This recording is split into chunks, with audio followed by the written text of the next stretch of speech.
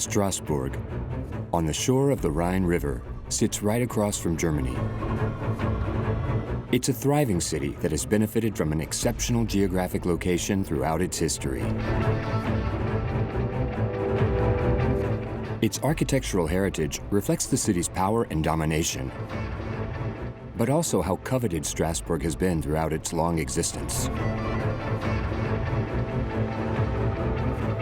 Three of the city's most exceptional buildings span almost 1,000 years of history.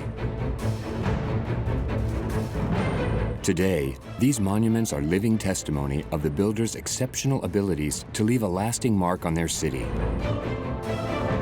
The Strasbourg Cathedral, the Vauban Dam, and the main train station. Train stations have always been prestigious buildings in the minds of the Germans. The cathedral's like a heavenly Jerusalem on earth. The architecture is luminous. What drove them to build higher and higher, to always surpass themselves, was a desire to be remembered forever through this monument. The Vauban Dam was in line with the strategic idea to build a stronghold that could withstand modern artillery. Who was behind these three exceptional monuments? What new techniques were developed by builders to bring them to life? And what secrets lie within their architecture? The spire of Strasbourg Cathedral is phenomenal because it's an incredible geometric element. It's hard to imagine designing it without having access to a computer. It was heart-stopping. Something never seen before, then suddenly appeared. The goal was to make the dam what we would call bomb-proof. The train station was the first building in Strasbourg that was fully electric. They really had this desire to impress, or to grandstand, as we would say today. Thanks to experts on Strasbourg's cultural heritage, computer-generated reconstructions, and never-before-seen aerial footage, you're about to discover how these magnificent Strasbourg monuments sprung up. This is the architectural story behind three of Strasbourg's most beautiful monuments, born of mankind's imagination and ingenuity.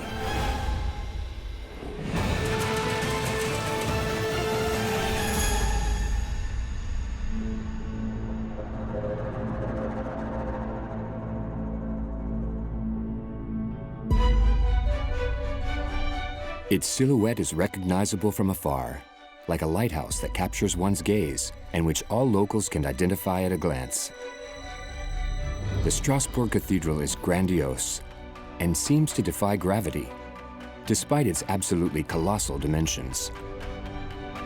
This gigantic and delicate marvel, as described by Victor Hugo himself, took thousands of builders' hands and ultimately more than 4 centuries to be completed. Its construction went beyond the human scale to honor one of the noblest causes of the Middle Ages: faith. Any creation made in the name of the great and majestic glory of God needed to be both majestic and prestigious. Not even a king or a bishop could have generated the necessary donations, workers, or patrons that were needed to build such structures, which are, in every sense of the word, gigantic. And it would never have been done in their name alone. The 11th century was a time of faith, and churches were built to the glory of God. It's first and foremost an homage to God in the name of redemption. But for the building's commissioner, the bishop, who was also a politician, it was also proof of power in relation to other territories and dioceses. It was a race to build the best and biggest, a never-ending race. A race to build the biggest that would forever alter the city of Strasbourg.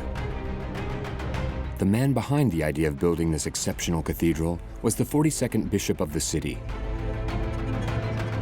He came to power in 1001 AD and was named Werner I.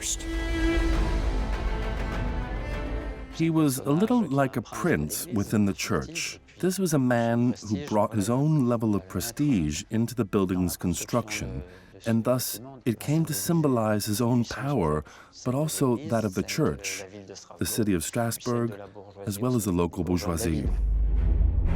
The monument is the result of a wild bet made by Werner I to build a truly exceptional church, one that would make him go down in history. Construction of the Basilica of Werner I began in 1015 AD, an important date for what would essentially be the predecessor of today's cathedral in Strasbourg. Throughout the Middle Ages, Strasbourg was considered one of the biggest cities of the empire, even if it only had around 2,000 inhabitants. Despite that fact, they built this giant Romanesque cathedral that was practically without equal. Back then, it was one of the biggest cathedrals in Europe. This cathedral came out of the ground from nothing. The plans were Ottonian-inspired, meaning with a transept, a nave, an apse, and a facade with 2 towers. It had thick walls with small openings, small coves with some of the light coming through glass roofs. But given the large size of the building, it was rather poorly lit. The Basilica of Werner I, built over 1,000 years ago, still hasn't revealed all its secrets. One thing is certain: it's over 110 meters long, and its nave is 27 meters tall. At ground level, the basilica's floor plan is exactly the same as the current Strasbourg Cathedral. And that's not by chance. It was the foundations of Werner I that would serve to support the future Strasbourg Cathedral.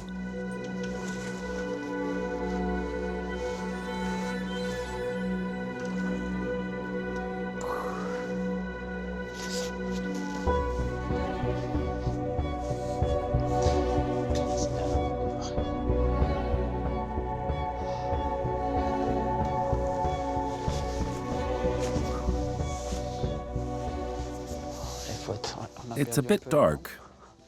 Right now, we're beneath the Saint Laurent Chapel, and we're looking at the foundations from what was once the Basilica of Werner I. These are foundations that have existed for 1,000 years, so there's something poignant about that. We often speak of the Basilica, but this is where we come face to face with the materials. We're looking at the support base for the entire structure. The foundations of the Cathedral of Werner I provide us with a lot of information about what it must have looked like. Looking at the depth, strength, and thickness of these foundations, we can speculate about what they meant to support. This wall here is relatively short and narrow, but then there's an added layer of Gothic buttresses. It's safe to assume the cathedral used these foundations as is before reinforcing them to support the new construction to come. All of that is visible and right in front of our eyes. We can imagine everything based on these few square meters. These foundations are only the remnants of an incredible metamorphosis, one that would transform the former Romanesque Basilica of Werner I into a masterpiece of Gothic art.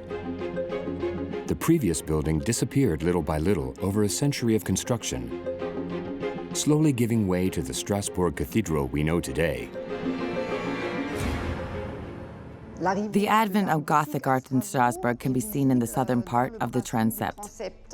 We can see that almost from one day to the next, they switched from Romanesque art to Gothic art. What probably happened is that at the start of the 13th century, an architect, most likely from the Paris region, someone who had worked on cathedral sites of Reims, Chartres, or even Notre Dame, was hired in Strasbourg. He probably showed up with his sculptors and stone carvers and brought this new style with him, which was completely revolutionary for the region at that time. It was heart-stopping, something never seen before, that suddenly appeared here. Imagine the look of the faces of the locals when they saw the Pillar of the Angels in the upper sections of the southern transept. It must have been a shock.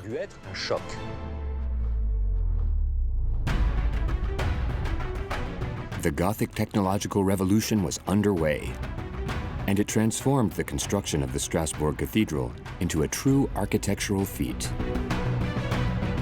The first part of the building to benefit from this revolution was the central nave of the Strasbourg Cathedral.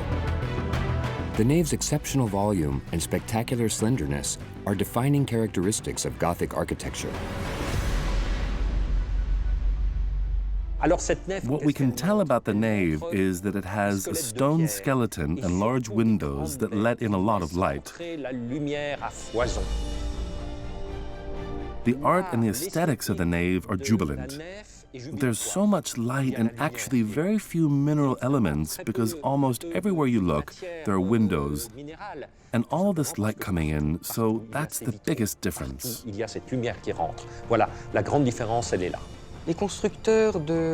The nave's builders had found new confidence in their technical skills. They no longer piled up bricks and stones to make it solid, realizing instead that they could build really high on a structure that was really quite narrow.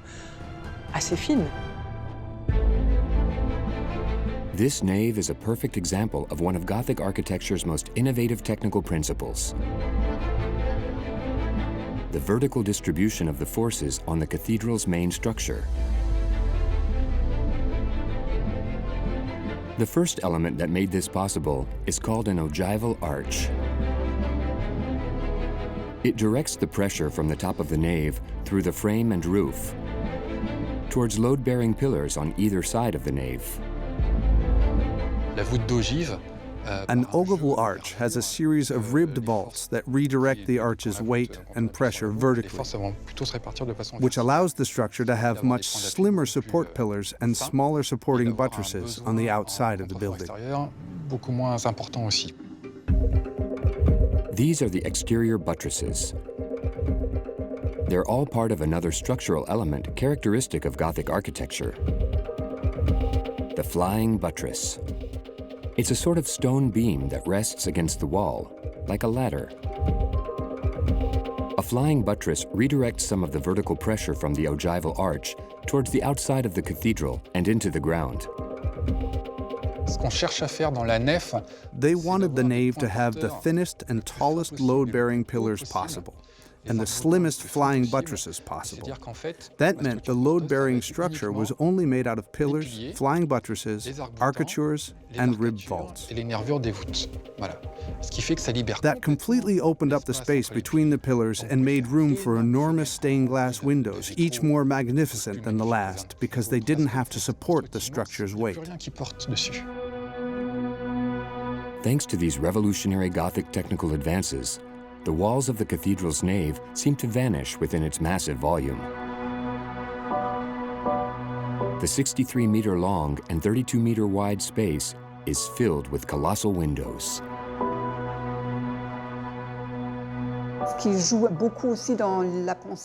Back then, they were also consumed with this idea of creating a heavenly Jerusalem on earth.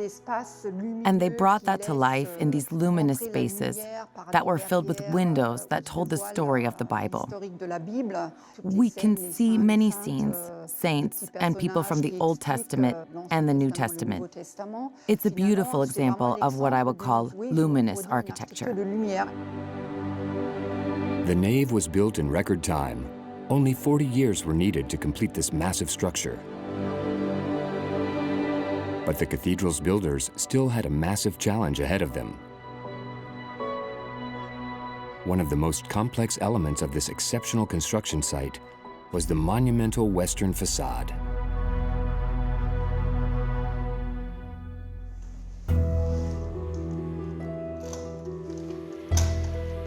In this room, built a little like a safe, only a select few are allowed. It protects a treasure of priceless value. These are the original plans for the Strasbourg Cathedral. There are around 30 sketches, drafts, and ultra-precise architectural drawings. The most ancient are over 800 years old. I really look at these architectural drawings as purposeful drafts. They needed to convince the main backer, which was either the bishop or the city council. The ideas and projects that the architects set down on paper were pretty advanced. These plans have been passed on from one master builder to the next since the start of the 13th century up until today. The plans are incredibly well preserved considering how old they are. No one really knows who created these incredible drawings, but there is a name associated with some of them: Erwin de Steinbach. Erwin's name will always be remembered in the history of the Strasbourg Cathedral's construction. He first joined the project in 1284. Erwin was only 33 years old at the time, which was young and still is. He felt ready to kick off the reconstruction of the church's westwork. He was a true genius of his time. Master Erwin may very well have come here after building in l'Île-de-France, maybe even Notre-Dame de Paris, because the rose window here is extremely similar to what we see in the transepts of Notre-Dame de Paris. Erwin poured all of his talent into building this massive and extremely steep westwork. It's magnificent. Imagine how much pressure he was under, with the main backers breathing down his neck. Strasbourg was a wealthy city with extremely ambitious backers, and of course, the project manager himself. He must have been really inspired and driven. This was the construction project of a lifetime. Erwin dedicated almost 35 years of his life to this construction. He's considered the father of this grandiose facade. He began with the ground floor and these 3 doorways. Then he tackled the first floor's famous rose window with its 13.6-meter diameter, the equivalent of a 5-story building. It's one of the biggest rose windows in Europe. But Erwin's work didn't end there. To finish the facade, he came up with a totally revolutionary technique for the times. This harp-like decor adds depth, lightness, and elegance to what is otherwise a massive and heavy structure. It creates vanishing lines that carry your gaze upward to the top of the facade. Behold Edwin's discovery. He built this facade using a double-walled system.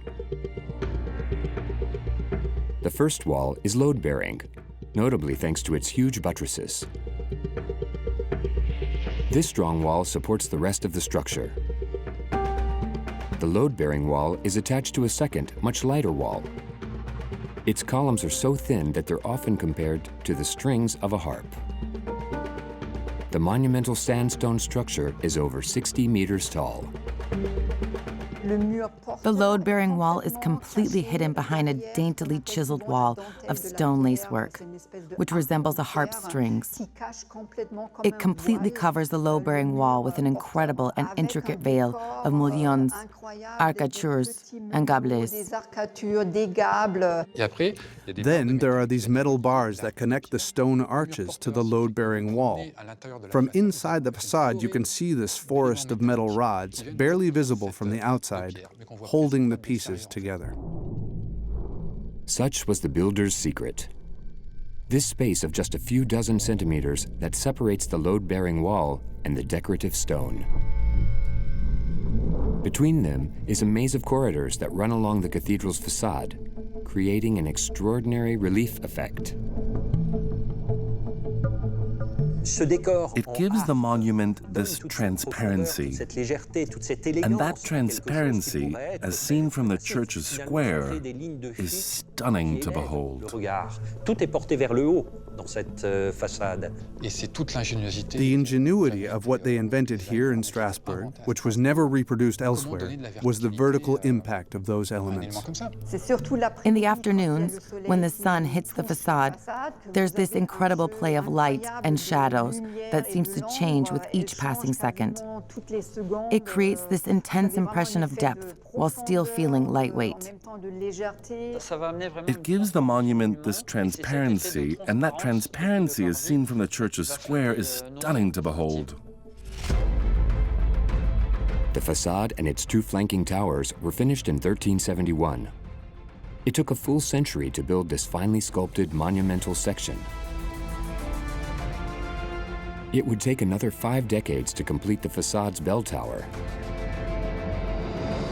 and add the octagon poised atop the north tower, officially bringing the structure over the symbolic mark of 100 meters high. The stage was set for Strasbourg to join in the gigantic gamble taking place among the builders all over Europe. There was this kind of race to the highest spire going on between Bern, Vienna, and Cologne.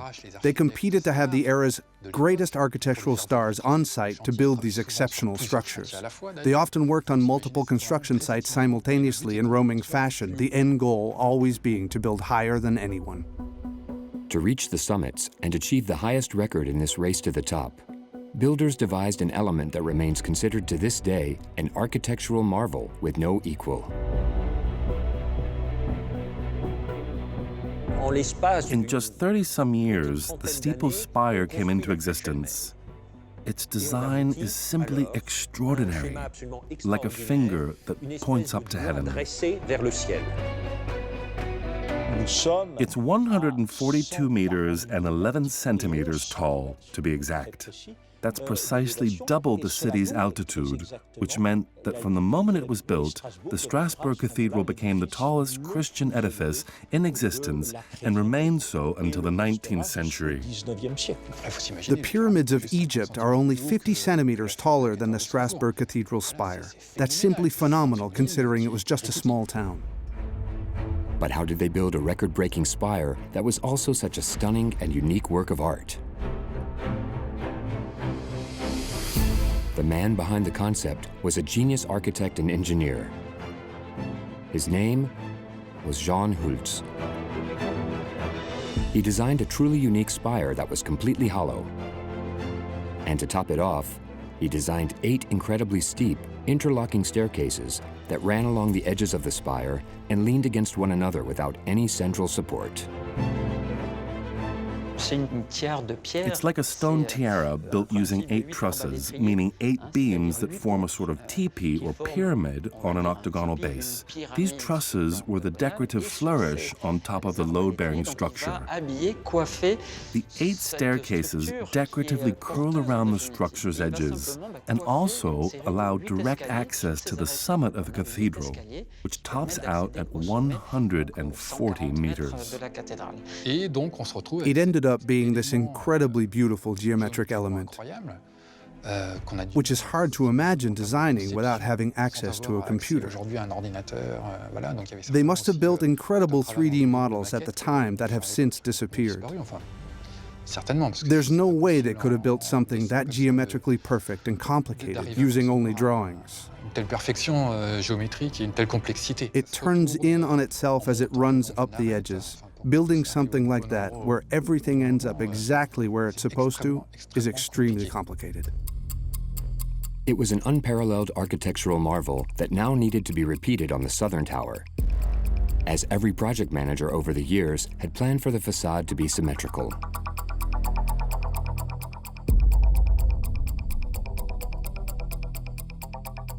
You can see they started to build the second tower as there's the start of a staircase.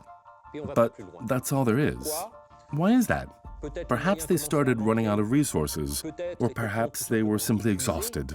The first spire has created such a unique skyline that maybe it drove their decisions to pause and say, let's wait a while. This architectural UFO would forever retain a single steeple. It's part of what made the cathedral so iconic for both the city and the entire region. The cathedral was officially completed in 1439. It took more than 4 centuries to build what some called the 8th wonder of the world.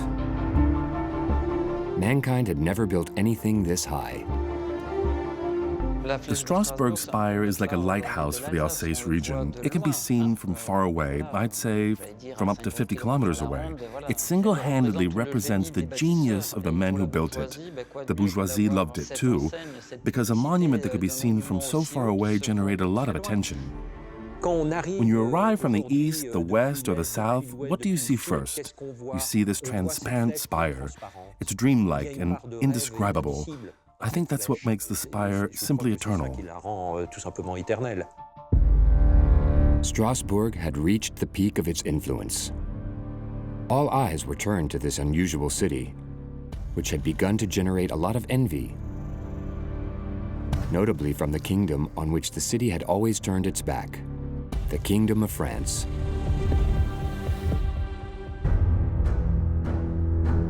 Strasbourg had been a free city since 1262, when the city's bourgeois had revolted and chased out the governing bishop.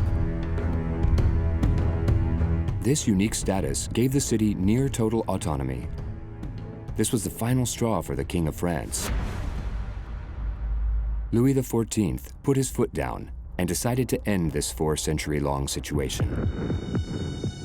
The small Republic of Strasbourg carried out its own diplomacy and politics, minted its own money, and didn't want to submit to the king's authority. Well, that simply had to stop. Versailles wouldn't tolerate it. The king wanted to seize Strasbourg at all costs. The city didn't stand a chance.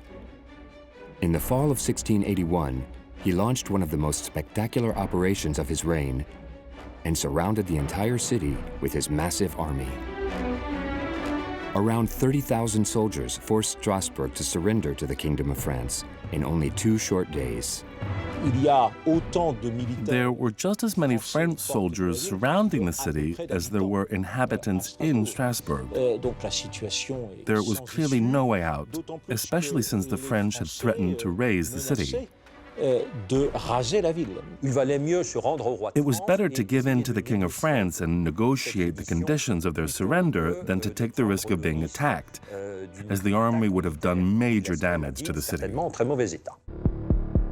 Strasbourg now belonged to the Kingdom of France. It was a rich city of inestimable value. But how could it be properly protected? A defensive wall around the city already existed. It was the only rampart to protect against an enemy attack. In 1681, the city was already well fortified. Throughout the 16th century, there were highly competent military engineers who were tasked with the protection of the city, which had never stopped investing in its defense systems. Since the 12th or 13th century, the city had had very strong walls, batteries, and bastions built into all of the sectors at risk of possible attack. The city became almost unassailable. But Louis XIV believed these fortifications were not enough to protect the city. He sent his best military engineer to Strasbourg in the person of Vauban. Just a few days after the city surrendered in October, Vauban submitted his first report on the city. He noted that the fortifications were a defensive line that dated back to the Middle Ages, the 13th, 14th, and 15th centuries. There was already an embryo of a bastion system, but it wasn't complete. Vauban suggested both finishing and standardizing the work. In barely 2 months, Vauban devised a massive project for Strasbourg. A total of 275 hectares of fortifications, which equaled the size of the entire city. His goal was to better protect the city's rich and strategic center by reinforcing the existing bulwark. He built a star-shaped stronghold, his favorite design, on the edge of the Rhine River. A perfect pentagon that could hold 6,000 soldiers. It was enough to protect the eastern side of the city, but there was still a weak point on the opposite side. It was here, where the Ile River crossed Strasbourg and entered the historic city center, that the Achilles heel of the city's defense system was located. The waterway was a source of income for the city, but it was also an obvious handicap with regard to the city's protection and defense planning. It leads right into Strasbourg, which is dangerous from a military perspective because it's a hole in the fortifications. Going with the current, a boat on the river could very quickly get into the city and then easily attack. So there was the strategic snarl in defenses that urgently needed to be addressed. The Ile River's junction had forever been a challenge to anyone planning the city's defense. In the 13th century, this particularly vulnerable site was closed off with a series of covered bridges. These were a succession of galleries that formed a nearly unassailable wall across the river, which was further protected by 4 massive towers.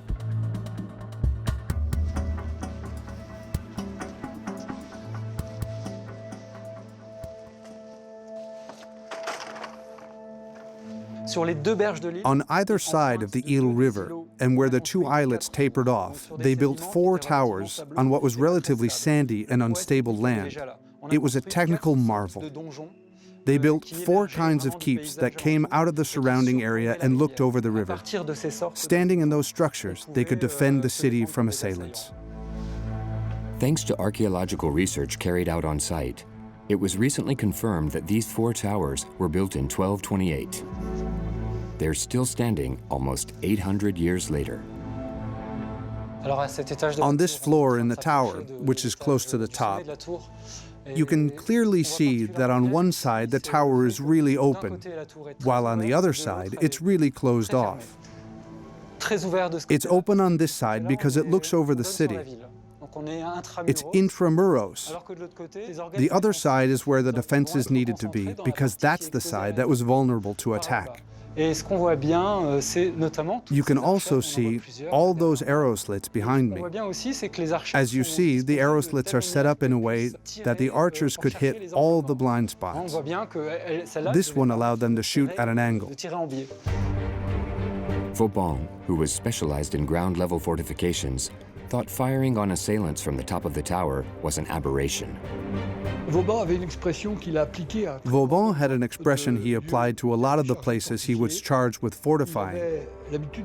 He liked to say, "It's no more than a hole waiting to be raised." In this particular case, Vauban despised the medieval architecture. And had he had the means, he would have destroyed the covered bridges. He saw the high towers as perfect targets for an enemy's cannons. He thought that it was very dangerous and hated it. How could he remedy the defensive weakness created by the now obsolete 4 towers and covered bridges? And in the event of an attack, what could be done to secure the river that led straight into the center of the city itself? Vauban knew what to do. He had just invented a way to seal off this type of breach. A dam that would allow for flooding. Around Strasbourg, there's a lot of land that's irrigated by these small streams, which are obstacles. There's also a lot of floodplains and marshlands. Vauban's idea was to build a dam in front of the old covered bridges, the former fortification. The floodgate was like a rock, so when the water's passage was closed off, the water was diverted into the floodplains on the south side of the city. A dam to control the river and using flooding as a way to defend the city. The Vauban Dam was born. It was a 120-meter-long bridge directly across the river, resting on 13 arches. Each of the arches was equipped with floodgates, which could be hermetically sealed. The result was a dam that blocked the river's flow and created one of the best defense mechanisms: rising water. It meant that all the territory in a radius of hundreds of meters around the city, or even kilometers, was impractical to any army, because it was impossible for horses, artillery units, or people to cross flooded land. A field army cannot cross a flooded area. It's just impossible. They would need boats and rafts. Field armies don't have that. To reinforce the defensive capacities of this wall built on the water, each of the 13 arches has a reduced size. They're only 5.5 meters wide. Only one of the arches allows boats to pass through. It's closed every night by a heavy metal gate. The 12 other arches are almost entirely submerged to discourage any intrusion.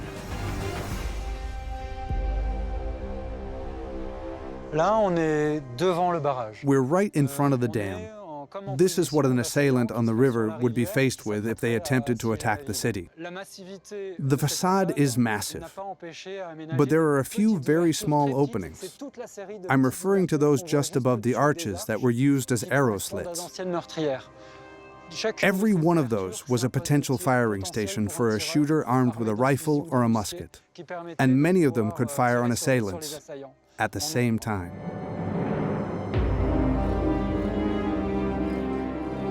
The Vauban Dam was a massive stone wall that only has those arches for openings to let the water through, along with the arrow slits for gunfire. But in the context of the city in the late 17th century, where the construction of the dam was just getting underway, it was simply a wooden bridge, open to the city. It didn't have the same massive and defensive characteristics. But it was still a major technical challenge to build such a massive structure over water. How did they construct such a large fortification over a river and on its surrounding muddy and unstable lands, which were subject to flooding? Vauban designed a massive wooden platform that served as the foundation for the entire dam.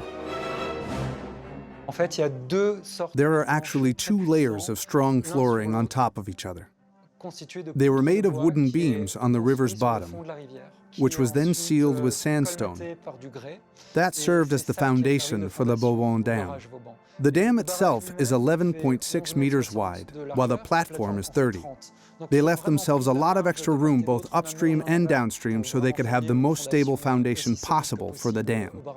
It ended up working pretty well because even though it's wood, that particular type is known to last perfectly well in water. This foundation from the late 17th century is still there. Vauban didn't know it at the time, but the coming century would revolutionize military technical capabilities. Artillery advances would be considerable. It became urgent to adapt and modify the dam accordingly. The last major construction and transformations began in 1863.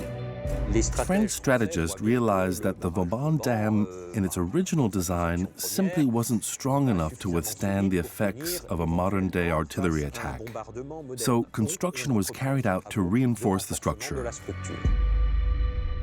The goal of the construction that took place between 1863 and 1866, such as the approximative period of it, was to make the dam capable of withstanding a bombing. That's when they destroyed the rear wooden wall and rebuilt the dam entirely out of stone. It needed to be strong enough to support a layer of earth on its roof. They made the roof of the Vauban Dam a massive berm so that it would be able to support the impact of cannonballs. To reinforce the earthen roof, metallic strapping was added all around the dam on the upper section of the walls. It was meant to act like a belt to help absorb the shock waves and vibrations of an explosion. To further secure the structure, 14 metal tie beams ran across the width of the dam.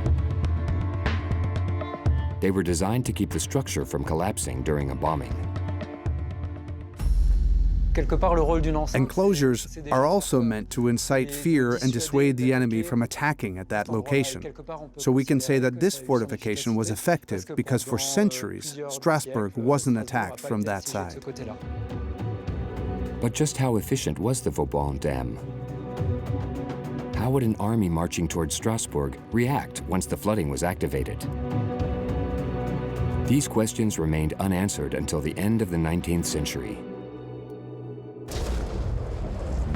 1870. Prussian forces besieged Strasbourg in an attempt to seize the city and all of Alsace-Lorraine. The order was given to close the floodgates at the Vauban Dam. It worked. It worked because even though the enemy's army set up batteries in Kiel and bombed the citadel from there, even though they did the same on the elevated area north of the city, in Schittelgem, and bombed the city's northern suburbs, they couldn't do anything in the south because of the water. But despite the dam and the floodwaters, the city was overrun. A deluge of fire rained down on the city for almost 7 weeks. The violence of the bombings left Strasbourg with no choice but to surrender to Bismarck's army on September 28, 1870. The defeat would radically alter the city's appearance.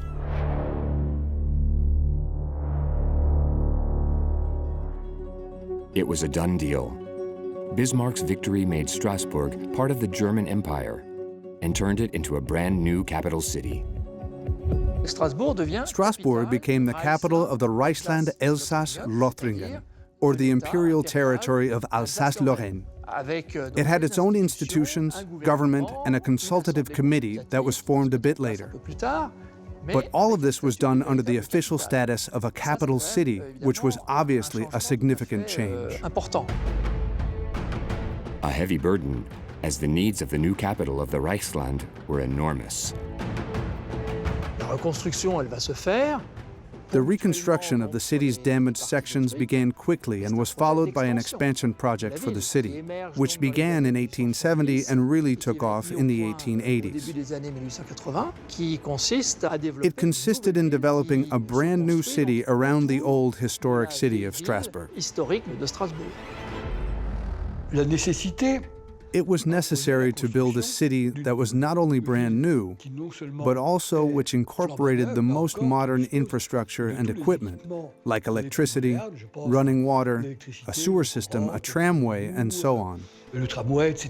Almost a perfect city. The man behind this grandiose and ambitious project happened to be from Strasbourg.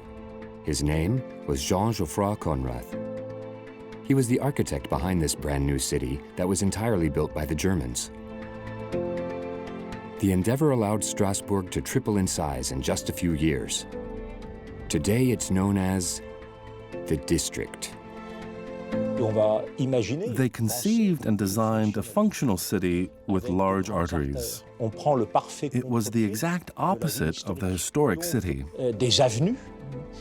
They designed avenues to improve mobility, which was done via horse-drawn carriage at the start of the project, before evolving to automobiles during the second stage of this urban renewal. The idea was to build recognition for the German Empire, and Strasbourg became a showcase for culture and know-how, but also for politics as well as economic success to some extent. They wanted all that on display. One of the first Neustadt buildings to be constructed embodied the Germans' ambitions for Strasbourg. It was the new train station, a symbol of the German Empire's exceptional know-how. Train stations were always seen as prestigious buildings in the minds of the Germans. That's why the train station was built in the western part of Neustadt. It was built in conjunction with an entirely new neighborhood with a large number of hotels and restaurants and all the amenities and kinds of places that travelers passing through Strasbourg would need. The building is 150 meters long and it resembles a Renaissance palace more than it does a train station. There's no tall bell tower, no large clock in the middle of the train station. There's none of that. It's more like a Florentine palace. The station is a bit hidden today, but back then you could see the large metallic hall much better, which is where the track platforms are located. Beneath this gigantic metal structure were 14 tracks that serviced the platforms at the back of the passenger building. Some of the platforms were reserved for the military, a condition imposed by the new reigning army in order to transport entire convoys of equipment and troops. All the tracks ran through the city intramuros via 2 train tunnels beneath the fortifications to the north and south of the station. To prevent any foreign intrusion via the tunnels at night, their entrances were sealed off with armored doors. Anytime an urban or civil engineer designed a project, someone from the military was always looking over their shoulder. Strasbourg's train station also had a strategic function which explained its location. It sat on a boulevard that was ideal to deploy troops to every important corner of the city, and notably towards the Rhine Valley. You couldn't build a train station back then without military approval. There were always special conditions and military specifications that were absolutely fundamental. That's why the back of the station had platforms specifically designed for military use. But how would they make this ultra-secure building a model of efficiency? For the designer and architect of the new train station, Johann Eduard Jakobsthal, the stakes were high. The building needed to easily absorb the rail traffic of a quickly growing city, the population of which was on course to double. It's a train station that meets modern norms, meaning it's not a terminus or a cul-de-sac, but a linear station. Multiple lines leave from that station.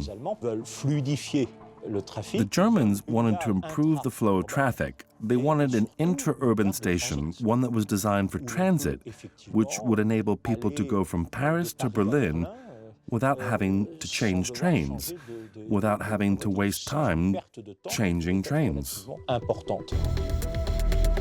But the station's true innovation, which made it ultra-efficient, lies in its 2-story construction. On the ground level, passengers were greeted and sorted based on their destination in the monumental departures hall. The trains were boarded on platforms on the upper level. Between the 2 stories were hallways, tunnels, and stairwells that distributed passengers along the platform, avoiding the bottleneck that's common with single-entry platforms. The way they built it, with the platforms on the upper level, means that travelers were funneled through big tunnels from where they can access the platforms, taking stairs on either side. This creates a fluid flow of passenger traffic for departures and also for arrivals, which has its own set of stairways. This architectural design would become the standard in modern 20th century train stations. The one-of-a-kind building was developed to showcase German technology. It's also a very modern building. It had electricity since it was built. It used gas-fired power to generate all the electricity that the building needed. It was the first building in Strasbourg that was fully electric. They really had this desire to impress, or to grandstand, as we would say today. That can also be seen in the 2 22-meter poles that have lanterns at the top. There are witness accounts from the 1883 inauguration that express the sense of wonder felt by the people of Strasbourg. They clearly wanted to do something impressive and make a big splash, but they also wanted to seduce the locals and get them to rally behind the station, so to speak. They wanted to prove that the new masters were capable of incredible things. To complete his masterpiece, architect Jakobsthal came up with a final crown jewel for the Strasbourg train station: an ultra-luxurious lounge, which still exists today, although it's very exclusive. It's reserved for top-tier SNCF clients. It's known as the Emperor's Lounge, complete with coffered ceilings, curtains, and wood panels. The space was entirely designed during the train station's construction to lavishly welcome the German Empire's most distinguished dignitaries.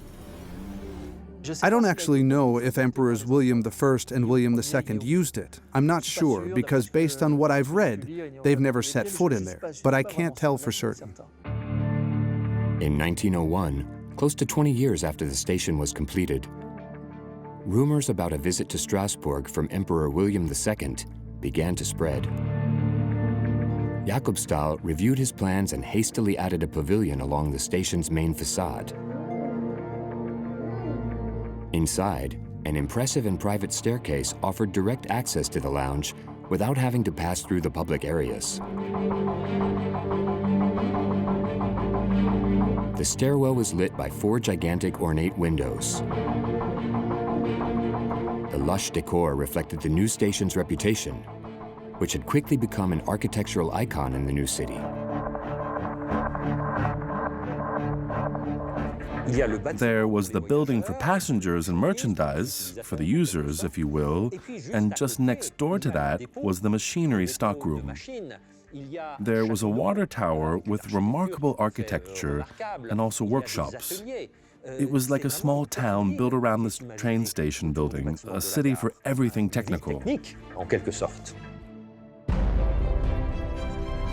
The new neighborhood of the central station, in line with the gigantic construction of Neustadt, the new city, thrust Strasbourg into the modern era. This was an urban creation unlike any other, one without equal in all of French architectural history. The city's German era ended after World War I, when Strasbourg became French again. It was a fresh start for this city, which over the past 1,000 years never stopped reinventing itself at every major change in political leadership. The result is an unparalleled urban structure and an abundance of monuments that over the centuries have embodied the city's tenacious character, rich, powerful, coveted, and proud. Strasbourg is now diving deep into the secrets of its architecture to justify its unique position as a gateway at the epicenter of Europe.